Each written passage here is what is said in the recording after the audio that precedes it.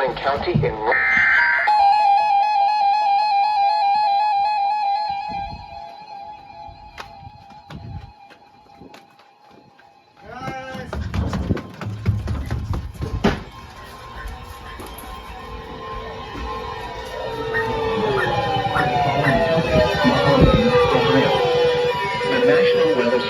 Cleveland has issued a tornado warning for northeastern Mahoning County in northeastern Ohio until 6 p.m. I gotta set these things up. At 5:31 p.m. Eastern Daylight Time, a severe thunderstorm capable of producing a tornado was located over Youngstown, moving east at 45 miles per hour.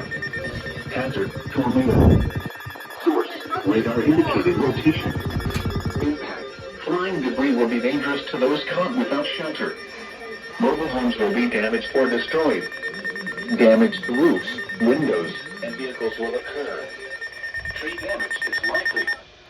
This dangerous storm will be near Youngstown, Campbell, and Maplewood Park around 5:35 p.m. Eastern Daylight Time. Other locations impacted by this tornadic thunderstorm include Struthers.